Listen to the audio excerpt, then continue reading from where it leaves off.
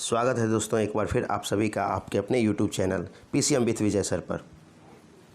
आज के इस वीडियो में हम लोग एटॉमिक स्ट्रक्चर से रिलेटेड सभी प्रीवियस ईयर के नीट के लेटेस्ट क्वेश्चन को देखने जा रहे हैं। ठीक है, तो यानी कि आज का वीडियो जो लगभग 10 क्वेश्चन है इसमें, जिसके अंतर्गत आप समझ सकते हो कि एटॉमिक स्ट्रक्चर यानी कि जो 11th के चैप्टर है आप कह सकते हो, उसके अंतर्गत बहुत ही इजी क्वेश्चन पूछे गए हैं। तो आइए एक एक क्वेश्चन को देखते हैं। चलिए वीडियो को स्टार्ट करते हैं। ठीक है, तो पहला क्वेश्चन जो आपके सामने डिस्प्ले हो रहा है वो साफ दिखाई दे रहा होगा आपको कि ये जो क्वेश्चन है वो क्या कह रहा है। ठीक है, तो कह रहा है ये क्वेश्चन आपसे कि the number of protons neutrons and electrons in lanthanum, यानी कि लेंथेनम जो है आपका उसका एटॉमिक नंबर और मास दिया गया है। ठीक है, तो कितना दिया गया है, लेंथेनम 71 नंबर पर है और 175 इसका मास नंबर है। तो पूछा गया आपसे प्रोटॉन्स, न्यूट्रॉन्स और इलेक्ट्रॉन्स। सबसे बड़ी बात समझने वाली बात ये है कि लेंथेनम जो 71 पे आता है उसके लिए 175 मास नंबर है उसका। ठीक है, तो आइए क्वेश्चन बड़ा ही आसान है, आप इजीली देख सकते हो। तो हम लोग जानते हैं कि when an atom are neutral, जब एक एटम न्यूट्रल होता है तो number of electrons and protons are equal. ठीक है, तो इलेक्ट्रॉन और प्रोटॉन की संख्या बराबर होती है। ठीक है, क्वेश्चन को थोड़ा सा खाली समझना ये है क्योंकि क्वेश्चन में ऑर्डर जो रखा गया है वो थोड़ा डिफरेंट रखा गया है। ठीक है, तो हमको देखना होगा कि पहले किसको चर्चा की गई, उसी हिसाब से हम लोग क्वेश्चन को समझेंगे। ठीक है, तो देखते हैं। यहाँ पर पहले चर्चा की गई है प्रोटॉन की, क्या करी गई है, प्रोटॉन की। ठीक है, फिर करी गई लास्ट में इलेक्ट्रॉन की, बीच में करी गई है न्यूट्रॉन की। तो हम लोग जानते हैं कि प्रोटॉन्स और इलेक्ट्रॉन्स यानी कि E is equal to P is equal to atomic number Z। यहाँ पर Z कितना है आपका, तो एटॉमिक नंबर है इसका 71। ठीक है, तो आपका ऑप्शन से भी आप देख सकते हो कि जिस ऑप्शन में फर्स्ट एंड लास्ट में 71 हो वो ऑप्शन मात्र एक है। फिर भी एक और ऑप्शन है, यहाँ पर एक और ऑप्शन आ रहा है 104, वो देख लेते हैं। तो नंबर ऑफ़ न्यूट्रॉन की बात अगर करी जाए तो हम लोग जानते हैं नंबर ऑफ़ न्यूट्रॉन जो होता है वो होता है A माइनस जेड। कितना होता है, A माइनस जेड। ठीक है, और एक सब जानते हैं यहाँ पर दिया गया है 175 माइनस 71, यानी कि आप देख लो तो 104। ठीक है, तो यहाँ पर आप क्लियर हो गया कि आपका ऑप्शन ए ही एकदम सही है। देख लीजिए लास्ट में नीट 2020 में पूछा गया सवाल है। ठीक है, और कितना आसान सवाल पूछा गया है, 71, 104 एंड 71। ठीक है, चलिए मूव करते हैं नेक्स्ट सवाल की ओर हम लोग। ठीक है, अगला सवाल चेक करते हैं जो आइसो इलेक्ट्रॉनिक स्पीसीज पर टिका हुआ है। मतलब आइसो इलेक्ट्रॉनिक स्पीसीज किसे कहते हैं, हमने आपको बताया था कि एटम हो सकता है, आइंस हो सकते हैं, जिसके जो है ना सम ऑफ, मतलब कह सकते हो कि सबके अंदर जो है number of equal number of electrons होंगे। ठीक है, यहाँ पर पूछ लिया हमसे कि Be2 plus is iso electronic with which of the following ions. ठीक है, सबसे पहले बेरिलियम, तो देख सकते हैं कि बेरिलियम आता कितने नंबर पर है। फिर हम लोग चेक करेंगे कि +2 जाने पर उसके अंदर कितने इलेक्ट्रॉन होंगे। आइसो इलेक्ट्रॉनिक स्पीसीज़ का सीधा मतलब है कि दो species which have same number of electrons. ठीक है, तो बेरिलियम की बात कर ले तो देखिए हाइड्रोजन, हीलियम, लिथियम और बेरिलियम। बेरिलियम आता है 4 नंबर पर, जिसमें से बेरिलियम +2 दिख रहा है। क्या दिख रहा है, +2, यानी कहीं ना कहीं अभी जो Be+2 है उसके पास केवल 2 इलेक्ट्रॉन है। कितने हैं, 2 इलेक्ट्रॉन है। अब इसके पास 2 इलेक्ट्रॉन है तो ऐसा इसमें से चेक करना है कि जिसके पास 2 इलेक्ट्रॉन हो। तो बताइए सोडियम, हाइड्रोजन 1+ है, 1 होता है वो भी नहीं रहा इसके अंदर, तो इसके पास तो 0 इलेक्ट्रॉन हो गए। सोडियम की बात करी जाए तो सोडियम 11 नंबर पर आता है और इसके अंदर 1+ है, यानी कि 10 इलेक्ट्रॉन है इसके अंदर, ये भी नहीं होगा। मैग्नीशियम की बात करी जाए तो मैग्नीशियम +2 में है, यानी कि 12 होता है, 2+ में है, यानी 10 इलेक्ट्रॉन इसके अंदर है। एक लिथियम के बारे में चेक करते हो, होना भी यही चाहिए। देखिए 3 नहीं है तो यही आंसर होना चाहिए। तो लिथियम आता है 3 नंबर पर, जबकि लिथियम +1 में है। तो लिथियम 3 नंबर पर आता है और +1 में, यानी इसके अंदर 2 इलेक्ट्रॉन है। यानी कि देखा जाए तो Be2+ के साथ Li+ जो है आपका आइसो इलेक्ट्रॉनिक होगा। यानी कि सही ऑप्शन आपका यहाँ से क्या जाता है, तो सही ऑप्शन हम लोग का जा रहा है वो है Li+। चलिए, तो देखिए ये भी सवाल 2014 में नीट का ही पूछा गया है। आते हैं नेक्स्ट सवाल की ओर मूव करते हैं। सवाल नंबर 3 देखते हैं। फिर से एक और सवाल है जो आइसो इलेक्ट्रॉनिक स्पीसीज पर लिया गया है, और आइसो इलेक्ट्रॉनिक स्पीसीज से पक्का है कि 1-2 सवाल रहते ही रहते हैं। ठीक है, तो देखिए इसमें कहा गया कि आइसो इलेक्ट्रॉनिक स्पीसीज आर। ठीक है, तो इसको क्या करते हैं हम लोग, अगर आपको मॉलिक्यूल भी दे दिया गया है, आयंस भी दिया गया है, ठीक है, तो उसको आपको सबको जोड़ के जितने इलेक्ट्रॉन्स होने चाहिए उसके अंदर वो सभी स्पीसीज, यानी यहाँ पे 4 ऑप्शन है तो चारों के इलेक्ट्रॉन्स समान होने चाहिए। तो चलिए पहले ऑप्शन ए को चेक करते हैं। ऑप्शन ए को चेक करेंगे तो CO दिया गया है। CO की बात करें तो कार्बन के पास 6 इलेक्ट्रॉन, ऑक्सीजन के पास 8 इलेक्ट्रॉन, टोटल हो गया 14 इलेक्ट्रॉन। चलिए फिर बात करेंगे CN- में कार्बन के पास 6 इलेक्ट्रॉन और नाइट्रोजन के पास खुद का 7 और एक माइनस है, यानी कि एक और उसके पास है, तो यानी कि 8 7 8 6 14, इसके पास भी 14 इलेक्ट्रॉन हो गए। यानी कि अब आते हैं NO+ के बारे में चेक करने के लिए। तो NO+ को चेक करेंगे तो नाइट्रोजन का सभी जानते हैं कि 7 होता है, ठीक है, और ऑक्सीजन का 8 होता है, लेकिन 1 प्लस यानी 1 इलेक्ट्रॉन कम है इसके अंदर, यानी इसका भी 7 होगा, यानी ये भी क्या है 14, ठीक है। अब मूव करते हैं हम लोग लास्ट वाला जो कि आपको दिख रहा है, लास्ट क्या है हमारा C2+। तो अभी तक तीनों ऑप्शन के 14 इलेक्ट्रॉन आ रहे हैं, ठीक है। तो एक लास्ट ऑप्शन हमारा दिख रहा है C2-, तो कार्बन देखिए, एक कार्बन के पास 6 होता है, 2 कार्बन के पास 12 हुआ और 2 माइनस है, यानी 2 इलेक्ट्रॉन और, यानी कि 14। हम जानते हैं कि नीट में एक ही ऑप्शन सही होता है और पहला ऑप्शन ही हमारा सही जा रहा है कि these are the isoelectronic species, यानी option A is a correct, ठीक है। चलिए मूव करते हैं हम लोग फोर्थ सवाल की ओर। सवाल फोर्थ क्या कह रहा है समझ लेते हैं। तो ये आपका हाइड्रोजन स्पेक्ट्रम से बेस्ट सवाल है। हाइड्रोजन स्पेक्ट्रम हमने पढ़ा था कि सबसे पहले बाल्मर नाम का जो टीचर था, स्वीडन टीचर, उसने क्या किया था, सेकेंड सीरीज़ प्राप्त किया था और उसके बाद लाइमन, बाल्मर, पास्चन, ब्रैकेट, फुंड, ये 5 सीरीज़ पाई गई थी। अब ये सीरीज़ कहाँ कहाँ दिखती है ये भी पूछ लिया जाता सवाल, और देखिए नीट 2019 में ये सवाल पूछा है, बहुत ही रिसेंट सवाल है, ठीक है। तो आइए चेक करते हैं। Which of the following series of the transition in the spectrum of hydrogen atom falls in visual region, ठीक है। तो इसके कुछ कोडिंग हमने करा था, हमने किया था UVL, यानी UVL मतलब अल्ट्रा वायलेट जो होता है लाइमन सीरीज़ के लिए होता है अल्ट्रा वायलेट, ठीक है। जबकि आप कह सकते हैं BVR, ठीक है, BVR। तो इसका क्या मतलब कोडिंग हुआ, बाल्मर सीरीज जो होता है विजुअल रीजन में होता है, किसमें होता है विजुअल रीजन में। तो आपसे पूछा क्या है इस क्वेश्चन के अकॉर्डिंग कि विजुअल रीजन में फॉल करता है, तो विजुअल रीजन में कौन सा होगा जी, बाल्मर सीरीज, ठीक है। और तो ये बहुत ही आसान सवाल था, 2019 में पूछा हुआ है। चलिए सवाल 5 की ओर मूव करते हैं हम लोग। सवाल 5 क्या कर रहा है चेक करें। तो calculate the energy in joule corresponding to the light of wavelength 45 nanometre, ठीक है।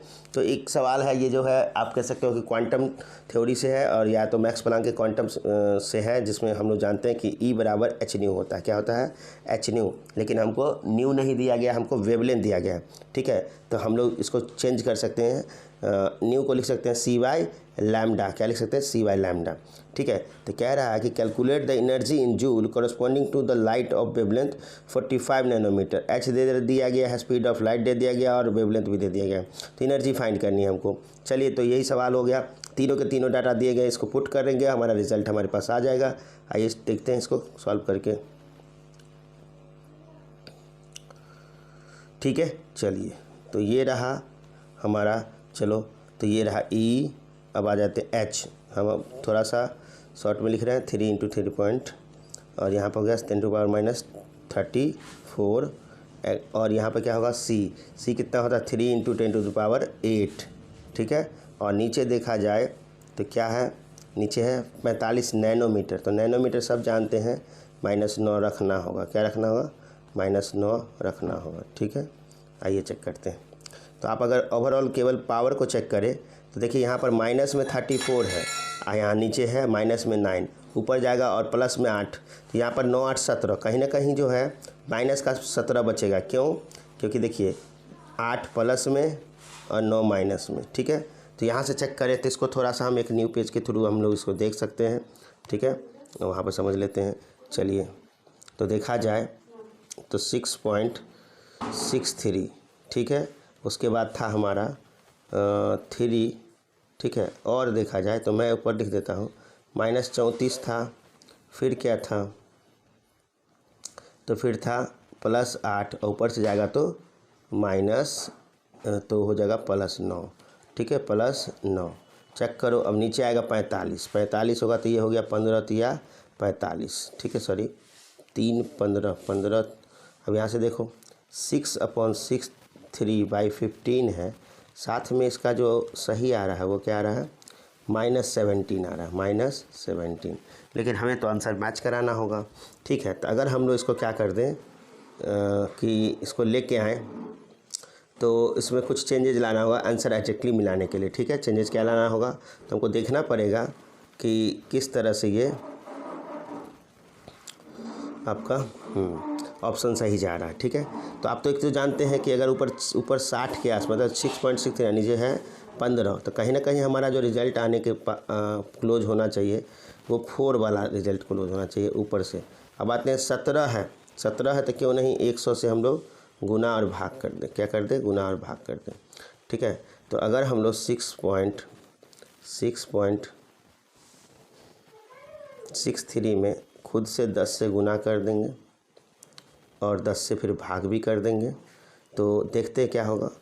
और 15 नीचे चला आ रहा है, और देखिए तो 10 से आपने गुना किया तो ये 66.3 आ जाएगा। ठीक है, और अगर क्योंकि हमने 10 से गुना किया तो 10 से भाग भी, पहले 17 चला रहा था, एक और 10 देंगे तो 18, यानी देखा जाए तो इसका जो सही आंसर जा रहा है, देखिए ऊपर जाएगा ये तो क्या हो जाएगा -18। -18 का ऑप्शन ही एक है, और आप जब भाग करोगे 66.3 में 15 से तो 4.42 आएगा, यानी D is the right option. ठीक है, नीट 2014 में पूछा गया सवाल है। चलिए मूव करते हैं नेक्स्ट सवाल की ओर।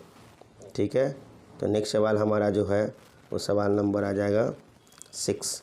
ठीक है, तो 6 नंबर सवाल में देखते हैं हम लोग। 6 नंबर सवाल में कह रहा है कि the energy E1 and E2 of two radiation are 25 electron volt and 50 electron volt respectively. The relation between their wavelength that is λ1 and λ2। ये भी आपका प्लैंक के क्वांटम थ्योरी से है, यानी फोटोन की एनर्जी से है, तो आप इसको आराम से सॉल्व कर सकते हैं। कैसे, चलिए देखते हैं। तो हम लोग जानते हैं कि E होता है hc/λ, और अगर हमको पूछा है तो ये रहा E1 तो ये हो गया λ1। अगर हमसे पूछा है E2 hc/λ2। ठीक है, तो कहीं ना कहीं हमसे रिलेशन पूछ लिया है और हमको एनर्जी दे रखा है, एक में 25 इलेक्ट्रॉन वोल्ट है और एक में 50 इलेक्ट्रॉन वोल्ट है। तो ये सवाल बहुत ही आसान हो चुका है। ठीक है, क्योंकि जब इसको आप भाग करेंगे तो देख सकते हैं, इसको जब भाग कर ले हम लोग तो hc से hc कट जाएगा और λ2 चला जाएगा ऊपर। तो देखिए 25/50। ठीक है, इलेक्ट्रॉन वोल्ट है तो इलेक्ट्रॉन वोल्ट कट जाएगा, ऊपर होगा λ2 और नीचे होगा λ1। चेक करिए, ये हो गया 1, ये हो गया 2। कहीं ना कहीं देखा जाए तो λ2/λ1 बराबर 1/2 है। क्या है, λ1/λ2 बराबर 1/2 है। तो देखते हैं किस तरह से इसको हम लिख सकते हैं। λ2/λ1 बराबर आया था 1/2। तो सही आंसर क्या होना चाहिए इसके लिए हम लोग देख लेते हैं। ठीक है, सही आंसर क्या होगा। ठीक है, तो आइए इसको थोड़ा क्रॉस मल्टीप्लिकेशन कर लेंगे तो समझ में आएगा। तो यहाँ पर कौन ऑप्शन सही जा रहा है, तो यहाँ हो जाएगा कि λ1, देखिए इसको इधर बराबर 2λ2। तो सही आंसर देखने से लग रहा होगा आपको कि B is the right option. साल 2011 में पूछा हुआ सवाल है। ठीक है, चलिए मूव करते हैं हम लोग 7वें सवाल की ओर। 7वां सवाल जो है बोर मॉडल से बेस्ड है। बोर मॉडल में हमने आपको 3 एक्सप्रेशन बताया था और 1-2 एक्सप्रेशन को प्रूफ भी किया था। मैंने सभी के डेरिवेशन करे थे। ठीक है, चलिए, तो the energy of N electron in nth Bohr orbit of hydrogen atom is, मैंने आपको पहले ही पढ़ा रखा है कि एनर्जी जो होती है En से दिखाते हैं। अगर साइन की बात करें तो 13.6/n²। ठीक है, तो ये हो गया साइन तो और इलेक्ट्रॉन वोल्ट में होता था। ठीक है, अब ये बताइए साइन माइनस ये बताता था कि electron are always attracted towards the nucleus of the atom. ठीक है, तो यहाँ पर साइन से हमको मतलब ने मैग्नीट्यूड अगर पूछ लिया जाए तो energy of N electron in nth Bohr orbit of hydrogen atom is, तो इसमें सही ऑप्शन चेक करिए आप। बड़ा ही क्लोज आंसर दिया गया है। देखिए एक जगह n के पावर 4 दे दिया गया, n³ कर दिया गया, एक जगह n कर दिया गया, तो ये सभी गलत है। यहाँ कौन सा सही होगा, 13.6/n²। ठीक है, ये ऑप्शन सही है। ये 92 में पूछा गया सवाल है। चलिए मूव करते हैं नेक्स्ट सवाल की ओर। ठीक है। अगला सवाल कह रहा है कि how many electron can fit in the orbital for which n = 3 and l = 1। ये देखिए क्वांटम नंबर पर बेस्ट सवाल है, बहुत ही गुड क्वेश्चन है और ये नीट 2016 का सवाल है, ठीक है। तो आइए चेक करते हैं। How many electrons can fit in the orbital for n = 3 and l = 1। तो हम लोग जानते हैं कि जैसे ही n की वैल्यू 3 है, ठीक है, और l की वैल्यू 1 है, सभी जानते हैं कि p ऑर्बिटल के लिए l की वैल्यू कितनी होती है, 1 होती है, और n है तो 3p जरूर रहा होगा। कौन सा रहा होगा, 3p। अगर क्वांटम नंबर का कॉन्सेप्ट याद है आपको, हमने पढ़ा रखा है कि n की वैल्यू 1 to 7 होती है, ठीक है। l की वैल्यू 0, 1, 2 और 3 होती है। 0 होती है s के लिए, p होती है, p के लिए 1 होती है, d के लिए 2 और f के लिए 3 होती है। यहाँ पर साफ साफ दिख रहा है कि यहाँ पर दिया गया है n की वैल्यू 3 और l की वैल्यू 1 जो कि p के लिए होती है। तो p में आपके कितने इलेक्ट्रॉन रह सकते हैं, 6 इलेक्ट्रॉन, ठीक है। आप पूछा है कि how many electrons can fit in the orbital for which n = 3 and l = 1। तो आप देख सकते हैं कि इसके अंदर 6 इलेक्ट्रॉन रह सकते हैं। p सब सेल में 6 इलेक्ट्रॉन रह सकते हैं। 6 electron can occupy in the p orbital of 3p, यानी कि राइट ऑप्शन इसका बी होगा, राइट ऑप्शन बी होगा। चलिए नेक्स्ट सवाल के मूव करते हैं, जो सवाल नंबर है 9 नंबर सवाल देखिए, नीट 2021 में पूछा गया है, क्विकली रिसेंट सवाल है कह सकते हैं आप।